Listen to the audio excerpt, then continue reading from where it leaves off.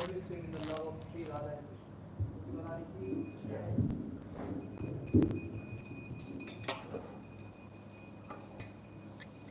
Jai Shri Jagannath Baldev Subhadra ki Jai.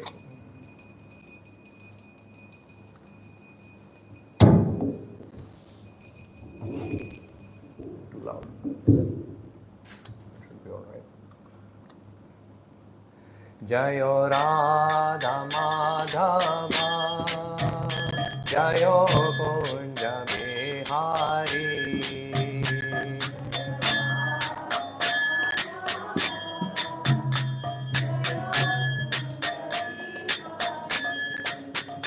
Jayo Radha Madhava Kunja Bihari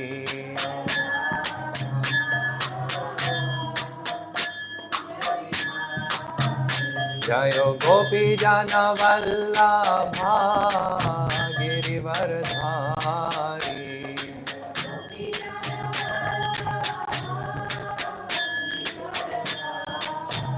Jayo Gopi Jana Vallabha Girivardhari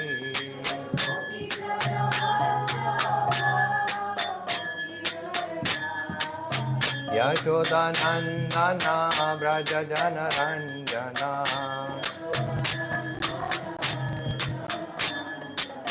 Yashoda Nandana Braja Jana Ranjana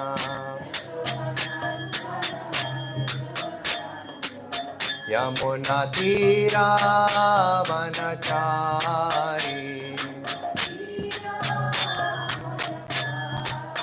Yamuna Tira Vanachari Jayo Radha Madhava Kunja Bihari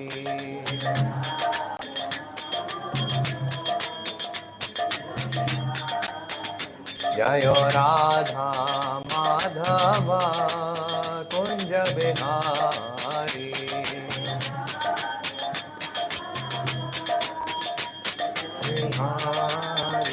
Hare Krishna Krishna Krishna Hare Hare Hare Rama Rama Rama Hare Hare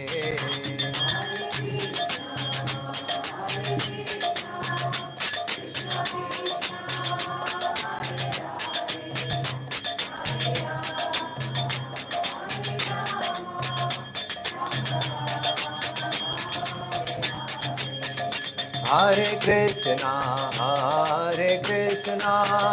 Krishna Krishna Hare Hare Hare Rama Rama Rama Hare Hare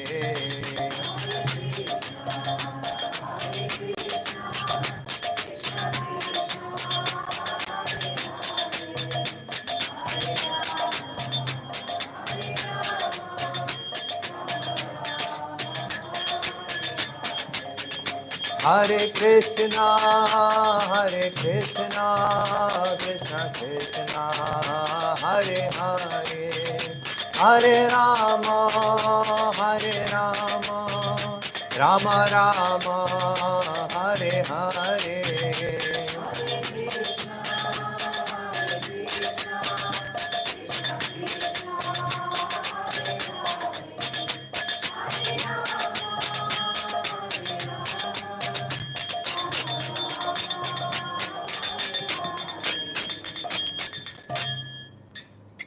Om Namo Bhagavate Vasudevaya Om Namo Bhagavate Vasudevaya Om Namo Bhagavate Vasudevaya. So today we are reading from Srimad Bhagavad Gita as it is, chapter number 7, verse number 26. And repeat after me. Vedaham samatitani Vartamani charjuna भविष्यानि च भूतानि भविष्यानि च भूतानि मां तु वेद न कश्चन मां तु वेद न कश्चन वेदाहं समतीतानि वेदाहं समतीतानि वर्तमानानि चार्जुन वर्तमानानि च अर्जुन भविष्यानि च भूतानि भविष्यानि च भूतानि मां तु वेद न कश्चन मां तु वेद न कश्चन वेदाहं समतीतानि वेदाहं समतीतानि वर्तमानानि चार्जुन वर्तमानानि च अर्जुन भविष्यानि च भूतानि भविष्यानि च भूतानि मां तु वेद न कश्चन मां तु वेद न कश्चन Would anyone else like to repeat the verse? वेदाहं समतीतानि वेदाहं समतीतानि वर्तमानि च अर्जुन वर्तमानानि चार्जुन भविष्यानि च भूतानि भविष्यानि च भूतानि मां तु वेद न कश्चन मां तु वेद न कश्चन वेदाहं समतीतानि वर्तमानानि चार्जुन भविष्यानि च भूतानि मां तु वेद न कश्चन Good job. वेदाहं समतीतानि वर्तमानानि चार्जुन भविष्यानि च भूतानि मां तु वेद न कश्चन So, translation and purport by His Divine Grace, A.C. Bhaktivedanta Swami Srila Prabhupada Ki Jai. O Arjuna, as the Supreme Personality of Godhead, I know everything that has happened in the past, all that is happening in the present, and all things that are yet to come. I also know all living entities, but no one knows me. Purport. Here the question of personality and impersonality is clearly stated. If Krishna, the form of the Supreme Personality of Godhead, were Maya or material, as the impersonalists consider him to be, then the living entity, then like the living entity, he would change his body and forget everything about his past life. Anyone with a material body cannot remember about his past life, nor can he foretell his future life, nor can he predict the outcome of his present life. Therefore, he cannot know what is happening in past, present, and future. Unless one is liberated from material contamination, he cannot know past, present, and future. Unlike the ordinary human being, Lord Krishna says here that he completely knows what happened in the past, what is happening in the present, and what will happen in the future. In the 4th chapter, we have seen that Lord Krishna remembers instructing Vivaswan, the sun god, millions of years ago. Krishna knows every living entity because he is situated in every living being's heart as the Supersoul. But despite his presence in every living entity as the Supersoul and his presence as the Supreme Personality of Godhead, the less intelligent, even if able to realize the impersonal Brahman, cannot realize Sri Krishna as the Supreme Person. Certainly, the transcendental body of Sri Krishna is not perishable. He is just like the sun, and Maya is like a cloud. In the material world, we can see that there is the sun, and there are clouds and different stars and planets. The clouds may cover all these in the sky temporarily, but this covering is only apparent to our limited vision. The sun, moon, and stars are not actually covered. Similarly, Maya cannot cover the Supreme Lord. By his internal potency, he is not manifest to the less intelligent class of men. As it is stated in the 3rd verse of this chapter, out of millions of men, some may try to become perfect in this human form of life. And out of thousands and thousands of such perfected men, hardly one can understand what Lord Krishna is.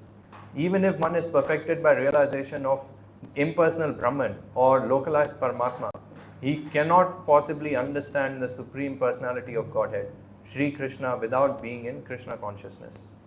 Om Ajnanatimirandhasya Jnananjana Shalakaya Chakshurunmilitam Yena Tasmai Shri Guruve Namaha Shri Chaitanya Manobishtam Sthapitam Yena Bhutale Swayam Rupam Kada Mahyam Dadati Swapadantikam Vandeham Shri Guru Shri Uttapadakamalam Shri Gurun Vaishnavamscha Shri Rupam Sagashatam Sagana Raghunathanvitam Tam Sajivam Sadvaitam Savadutam Parijana Sahitam Krishna Chaitanya Devam Shri Radha Krishna Padan Sahagana Lalita Shri Vishakhanvitamscha He Krishna Karuna Sindhu Dina Bandhu Jagatpate Gopesha Gopika Kanta Radha Kanta Namostute Tapta Kanchana Gaurangi Radhe Vrindavaneshwari Vrishpanasute Devi Pranamami Hari Priye Vancha Kalpatarubhyasya Kripa Sindhubhyai Vacha Patitanam Pavanebhyo Vaishnavebhyo Nam Namaha Guru Vaishnav Bhagwan Tina Rasmarane Hoy Vigna Vinashan Anayashe Hoy Nija Vanchita Puran Nama Om Vishnu Padaya Krishna Presthaya Bhutale Shrimate Bhaktivedanta Swaminiti Namine Namaste Saraswati Devi Gauravani Pacharine Nirvishesha Shunyavadi Pashyata Deshatarine Jai Shri Krishna Chaitanya Prabhu Nityananda Shri Advaita Gadadhar Srivasadi Gaura Bhakta Vrinda Hare Krishna Krishna Krishna Hare Hare Hare Rama Rama Rama Hare Hare. So this is an important chapter actually of Bhagavad Gita. This chapter is known as Knowledge of the Absolute, and Krishna talks about himself in this chapter. Now you might think this is a very arrogant thing of someone to do, to talk about themselves, but the problem is that if Krishna does not talk about himself, then there is no way for us to know who he is or what he is like. So as Srila Prabhupada explains in the purport, that people can try to speculate on who is Krishna or what Krishna is like, what does he think, what does he think like, what does he like, etc.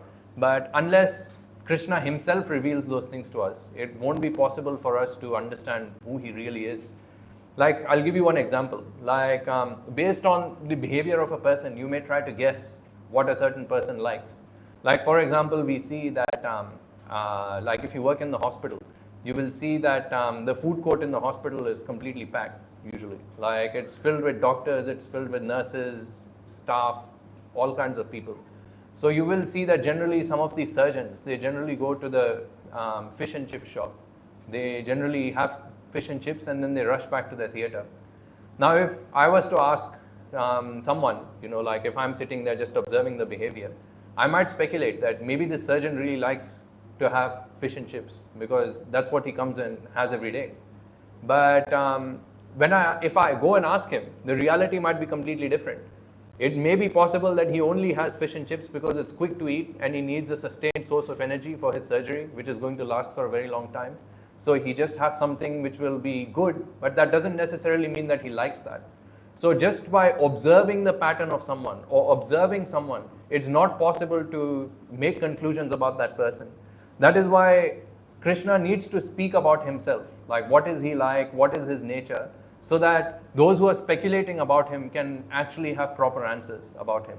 And that is why there is no harm in Krishna speaking about him. So some people consider this to be very proud that Krishna is speaking about himself, but we need to understand that unless Krishna speaks about himself, it's not possible for us to understand.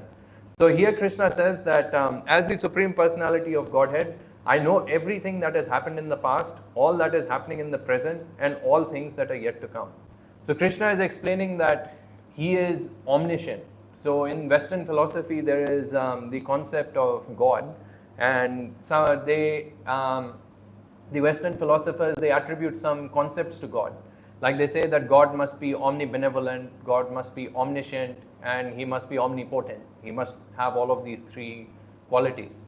The Vedas accept that, like all three qualities must be there, but we say that God actually has some extra qualities also. Like Krishna is omni-beautiful also. Like he is the most beautiful of all personalities.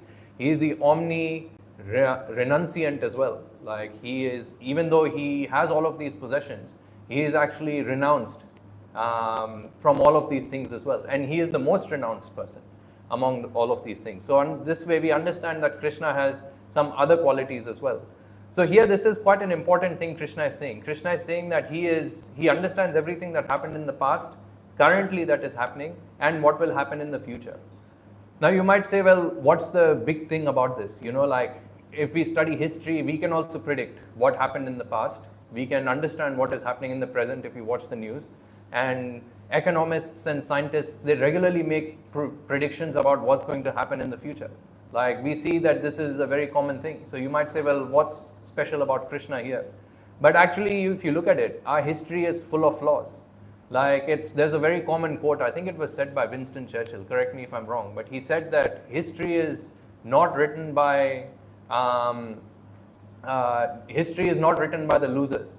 History is written by those who survive. So the records we have in history are written by those who have survived a war. Let's say there was a huge war between two fractions. Now the cause of the war may be unknown to us, but whoever wins the war will write a version of the story. And whoever loses the war, he writes a different version of the story. So you might be wondering whom to believe. And what ends up happening is that you end up believing whatever is more common in society at that time. Like I'll give you one very common example that we have nowadays. Like for example, when the partition between India and Pakistan happened, at that time Mahatma Gandhi was very much respected. Like people used to respect him so much. But 50 years down the track, no one respects him anymore. Like he has lost all his respect. Who knows in 50 years time what will happen? Like maybe people will start respecting him again, etc. So things like this, they can keep changing with time. So history is a very difficult way to understand what had happened in the past.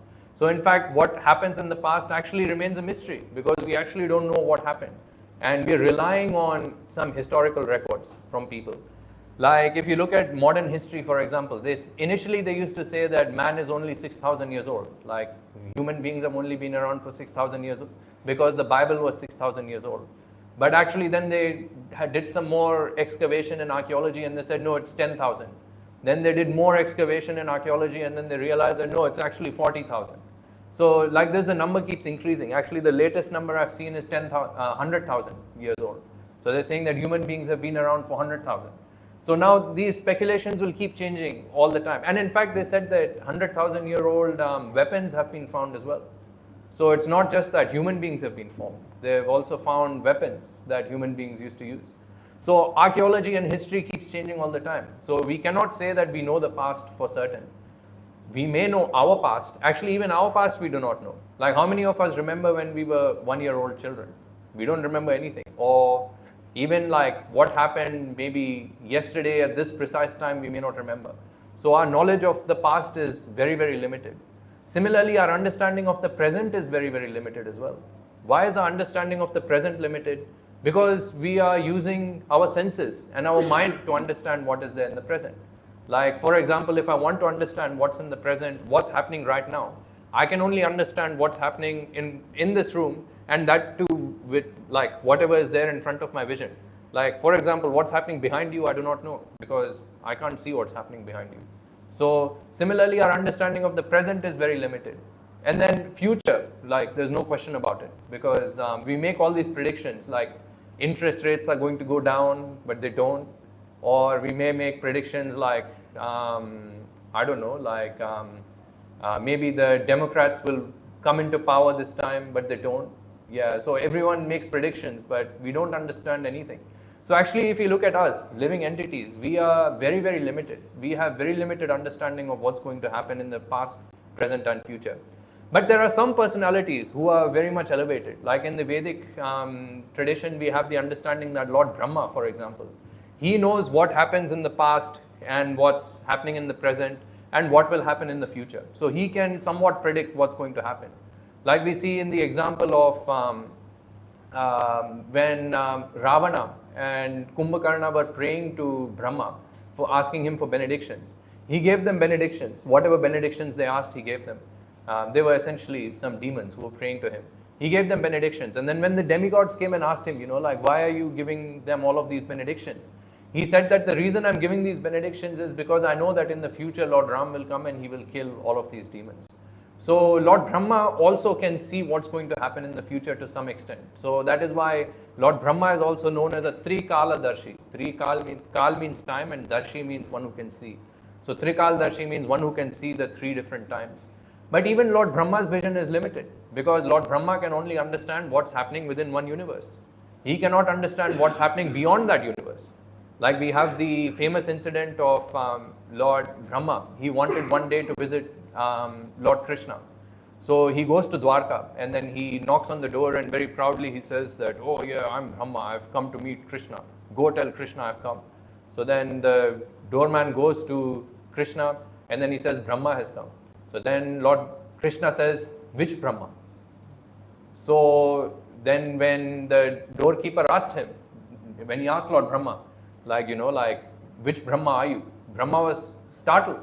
He said that, oh, there is one more Brahma? I didn't know that. So then the doorkeeper said, yeah, look, all of these Brahmas are sitting around here. Like you are a Brahma with 4 heads, but there are some Brahmas with 8 heads, 16 heads, 32 heads, etc. So then Brahma became very humble, because Brahma does not know what happens outside this present universe. But Krishna knows what's happening within this universe, what's happening in other universes, and also Krishna knows what is going to happen in the spiritual world, which is something that even Lord Shiva does not know. Like Lord Shiva's jurisdiction is within this material world. Like I'm sure you would have heard of Brahma and Shiva as well. You might have heard of Shiva as well.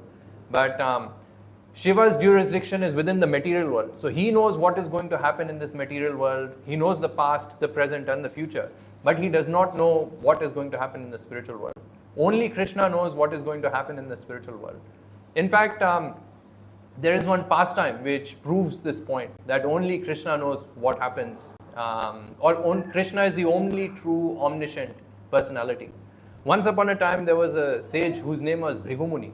And their demigods were performing, they were just debating amongst themselves. Like who is the Supreme Lord? Is it Lord Brahma? Is it Shiva? Or is it Vishnu? They were trying to debate between themselves.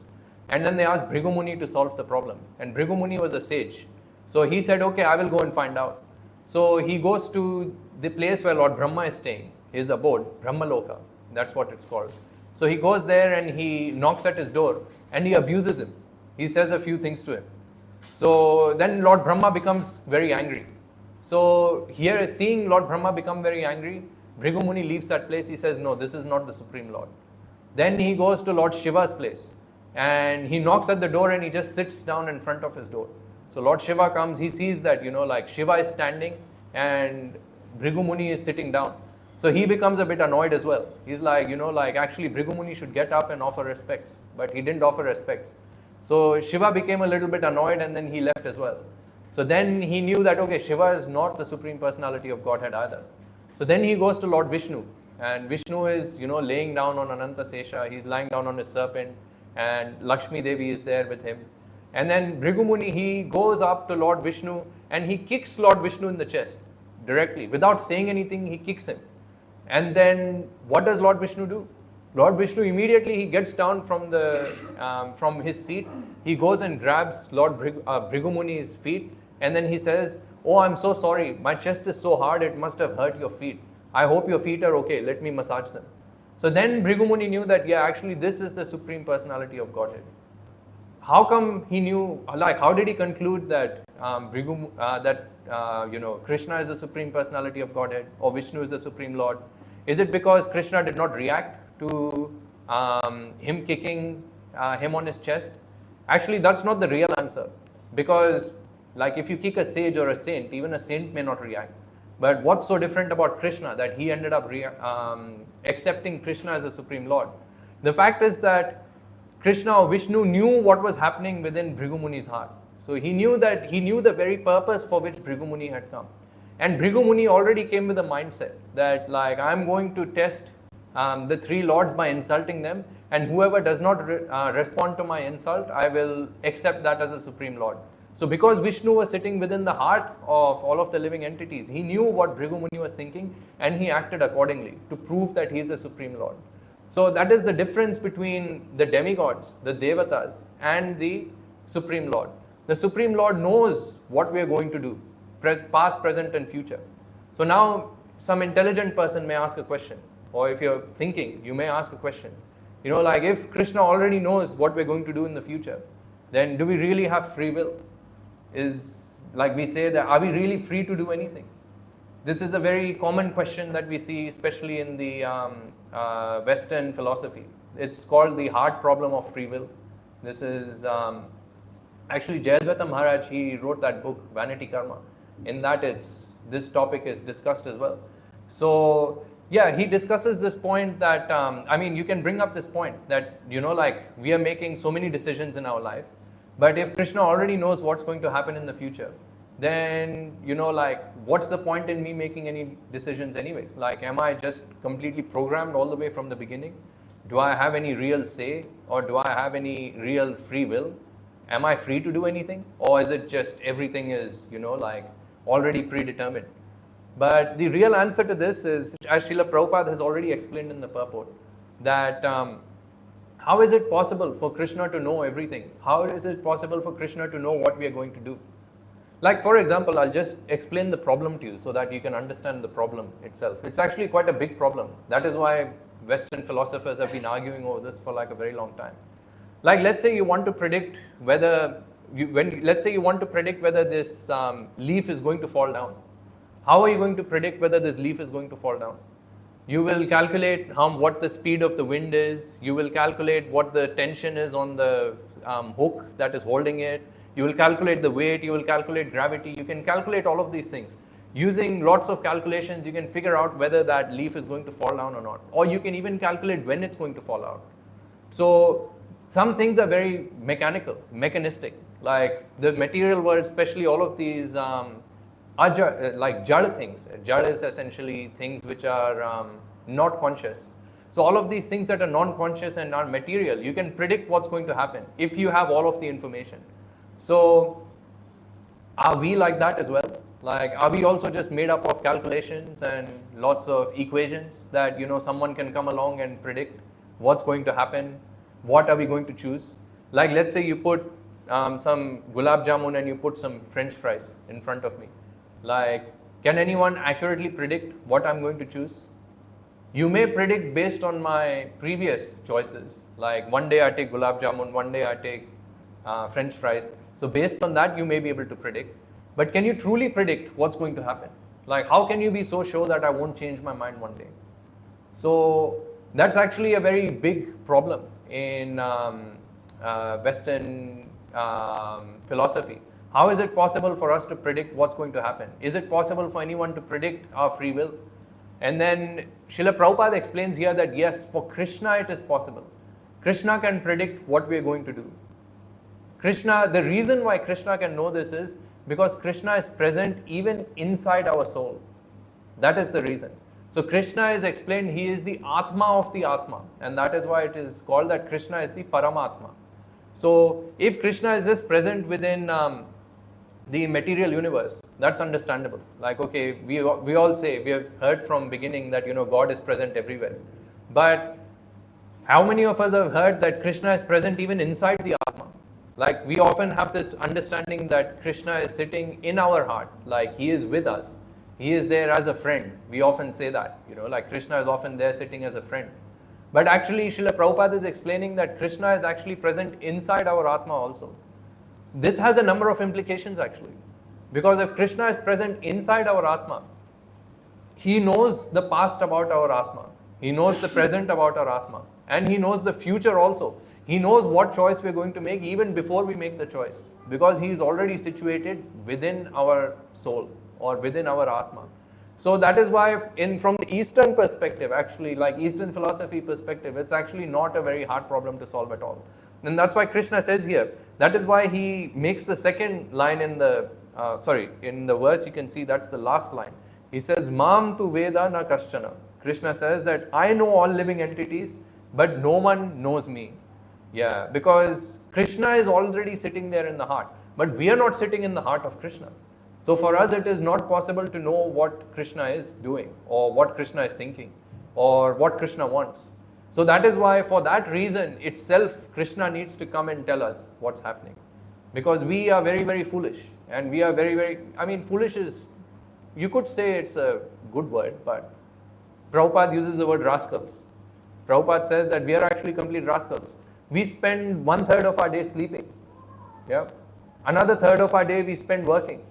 And out of the other 1/3 of the day that is left, we may spend it doing some recreational activities. We may spend it like relaxing, doing whatever, I don't know.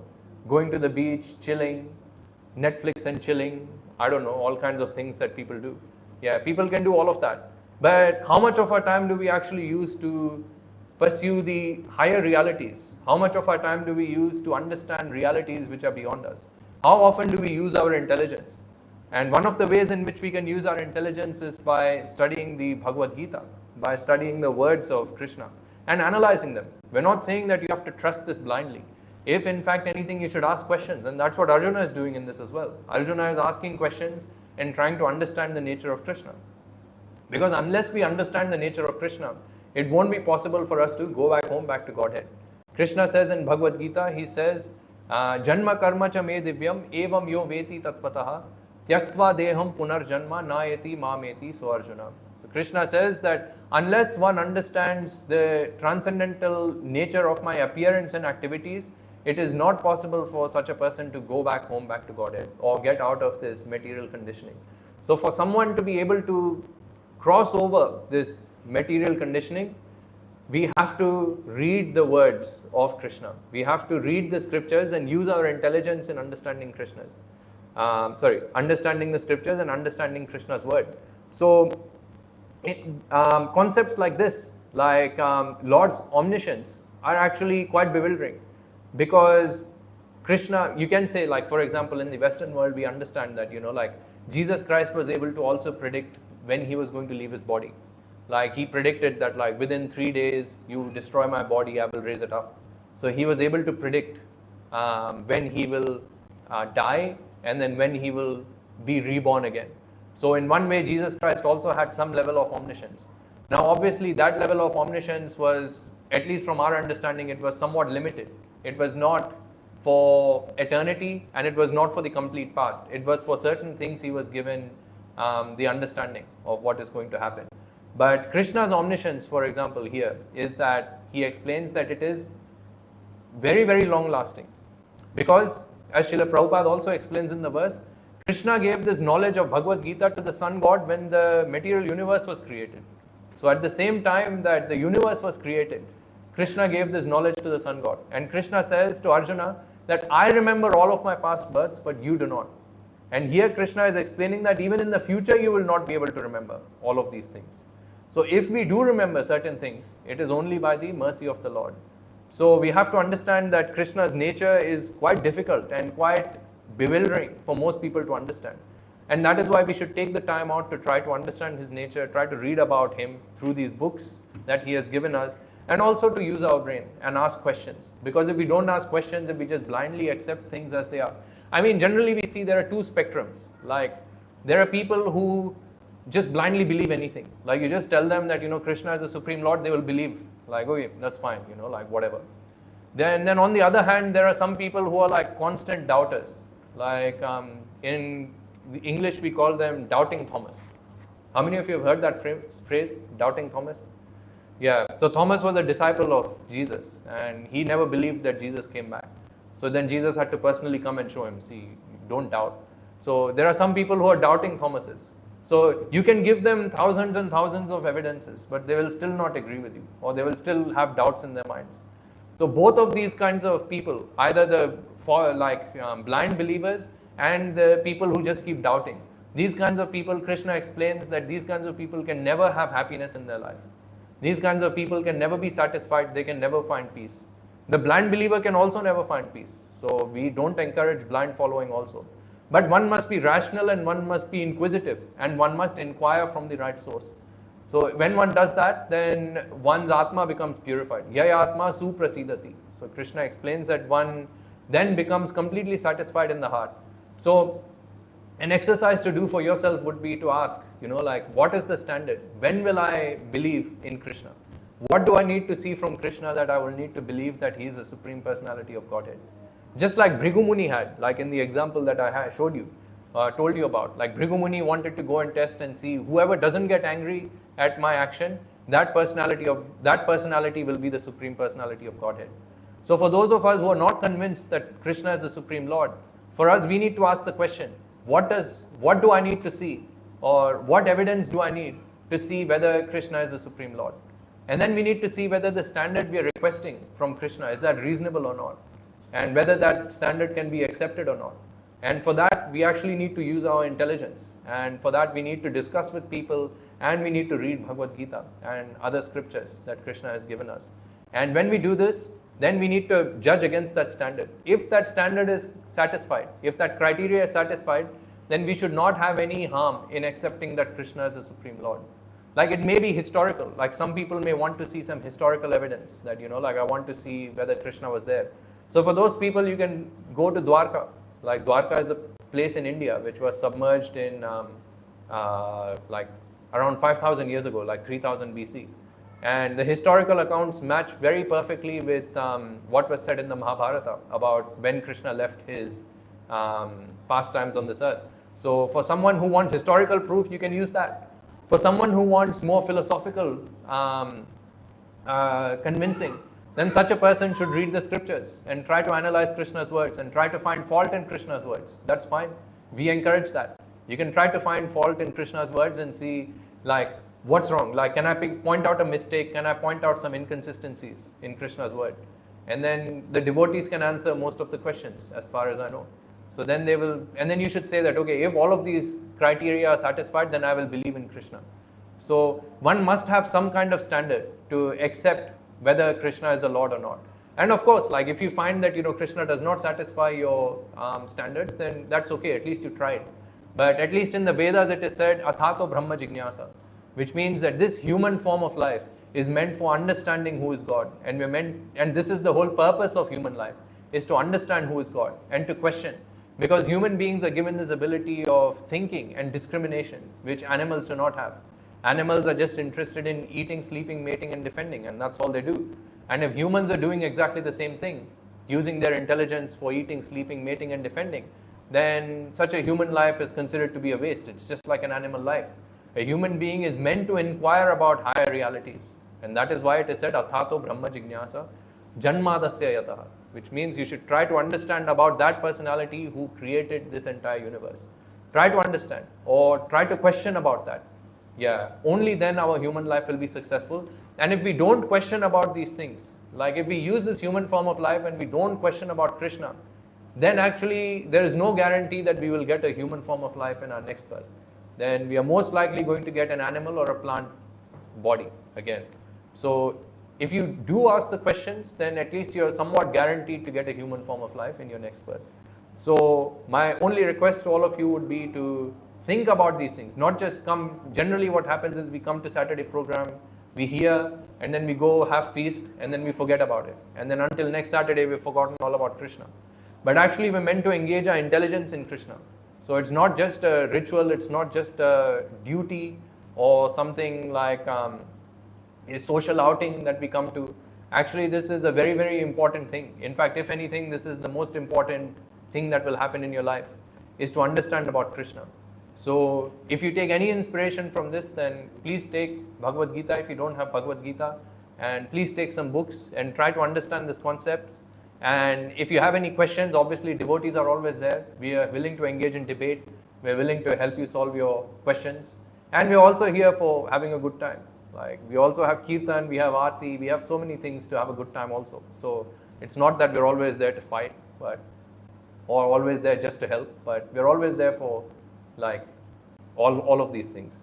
So having said that, I will finish there. If anyone has any questions, any thoughts, any comments, anything you'd like to share, then we can discuss that now. Yes, bro. So, Krishna is our eternal well-wisher. Yes. Okay. So, with that being the case, why does he make it difficult for us to understand him? Because he wants us to understand him, Yeah. right? Mm. So, why does he make it difficult for us? And the second question is, he knows the future. Mm. He knows the future. Why did he stop not from getting people now? I'm joking. Why doesn't he stop bad people from occupying powerful positions? Why doesn't he stop wars from happening? Why doesn't he, do any of those things which are not conducive for human beings? To answer that question, actually there's one very nice incident which happened in the Bible. I've recited this story maybe at least 50 times. You'll hear it for the 51st time again today. I haven't heard it before. Oh, okay, great. So in the Old Testament, there is one story. It's called the story of Job. So this is a guy who was a very good devotee of the Lord. He was a good devotee of Krishna. Or you could say of Jehovah. That's what they call him in those countries. So yeah, one day the devil, Satan, came to him, to God, and he said that, who's your best devotee? So God said, it's Job. He said, he's only your best devotee because you give him all kinds of opulence. If you take away all opulence from him, we'll see whether he is really a devotee or not. So God said, okay, that's fine. You can test him. He said, but don't kill him. You can do whatever you want, but don't kill him. So then he says, okay, that's fine. So this Job, he lives on his farm. He has like a huge family, and he has like lots of farm animals and like lots of servants, etc. He's living a very opulent life. Then one day what happens is the servant comes running and he says, oh, actually lots of wolves have attacked the sheep. All of your sheep are killed. Another servant runs. He says that actually there was a huge fire and all of your fields are burnt. Then another servant comes running. He said that actually there was a huge thunderstorm, and in the thunderstorm all of your children have died. So then Job is left with nothing. He just has his little house and everything is destroyed at that time. So then at that point, Job says that naked I came, naked I will go. The Lord gives and the Lord takes away. So he makes this very famous statement, and this statement keeps repeating throughout. So then at that point his faith is not shaken.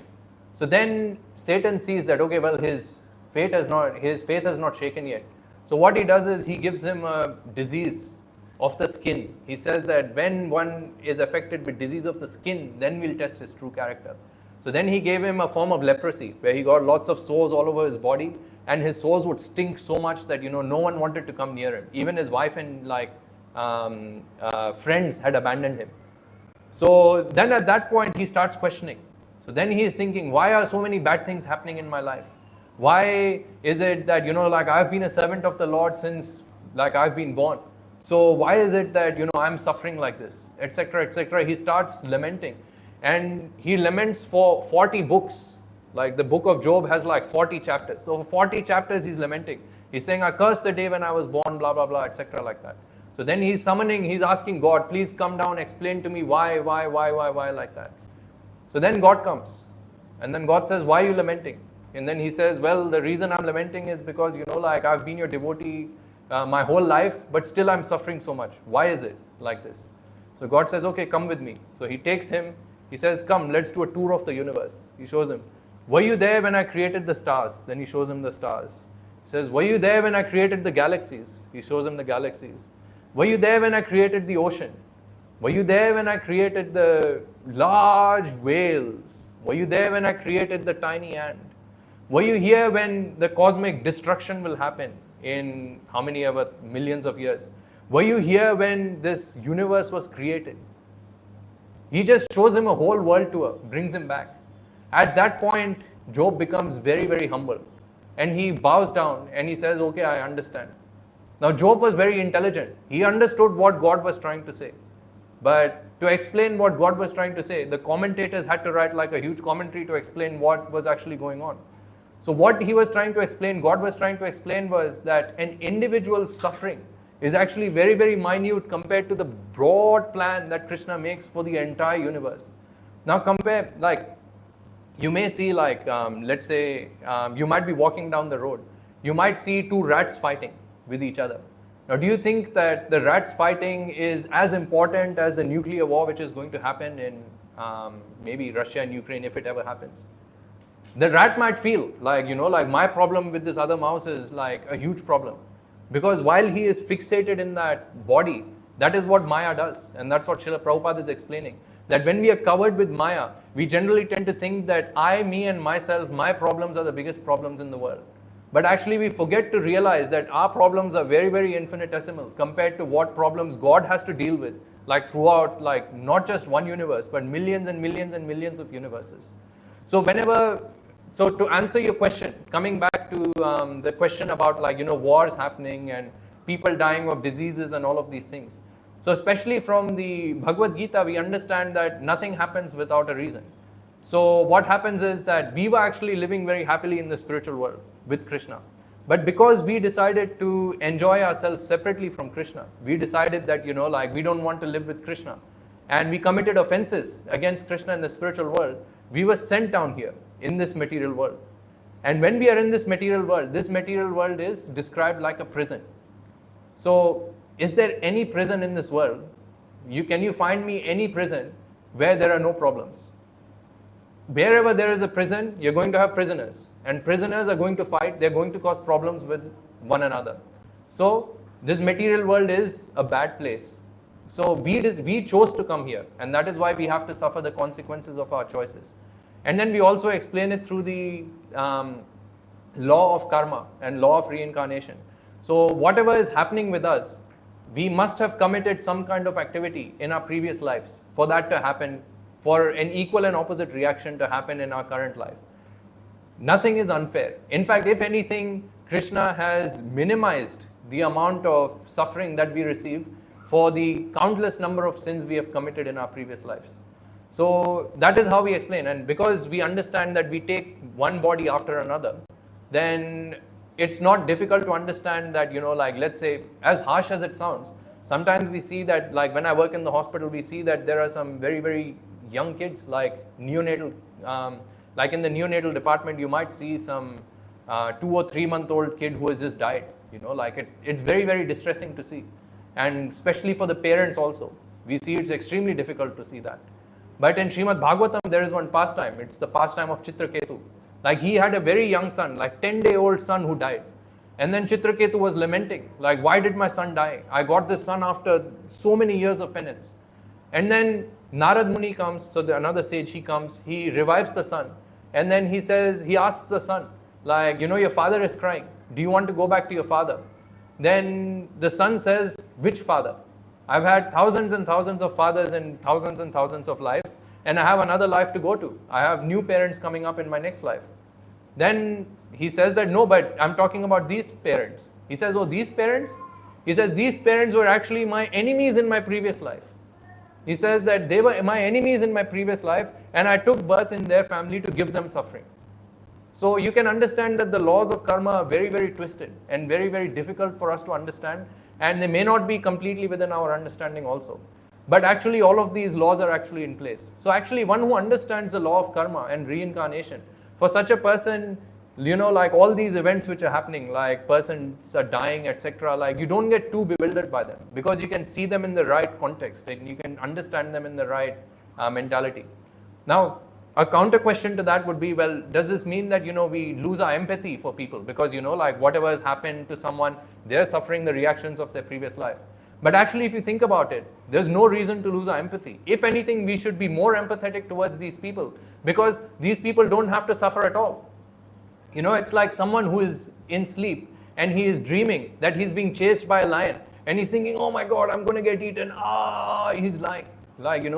He doesn't have to suffer in that dream. All you have to do is just wake him up. Yeah, so actually that's all the more reason for us to be compassionate towards other living entities. That, they're suffering unnecessarily. They don't have to suffer. Let's wake them up and then let them go back home, back to Godhead. So actually that's why Bhagavat Tattva Vijnana Mukta Sangasya Jayate. It is said that we should understand the course or the philosophy of Krishna consciousness very well. And if we understand this, we can become Mukta Sangasya Jayate, which means we can become free from material contamination also. And that is why we have to use our intelligence as well when we are trying to read Bhagavad Gita and try to understand these things as well. Oh yeah, that's very good. Any other questions or comments?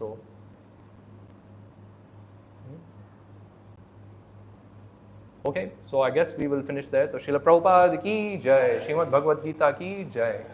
Very nice handwriting by Radhika. Thank you. I was going to write, but then I found some kids who have better handwriting than me. So we'll all stand up for Aarti now.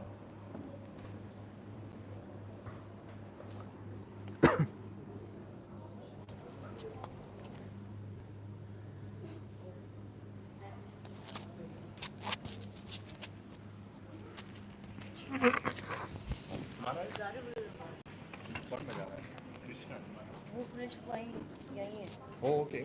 1 minute.